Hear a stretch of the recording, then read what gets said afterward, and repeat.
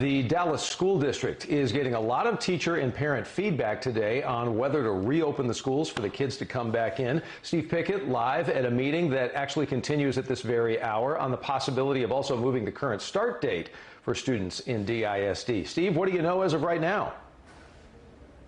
As you mentioned, Doug, that is the focal point for the meeting on when they will actually move this opening date for this school district. But a lot of feedback from teachers right now on whether should this district reopen at all in terms of face-to-face activity between teacher and child. That is what this board is hearing right now. The district, as you mentioned, has already essentially shown examples of what school will look like as already preparing these classrooms for when and if children and teachers return with PPE and masks, etc. But trustees right now are hearing from teachers, so far about 25 of them, who are objecting to reopening schools, period, right now. Many of them saying the current climate for COVID infection in Dallas County is reason enough to keep schools closed.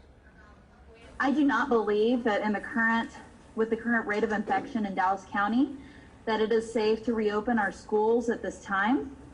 There's so much that we do not know about this virus and how it affects children. How is this going to look? How are we going to ensure our families, our parents, that the schools are ready for the children to come into and feel safe and comfortable?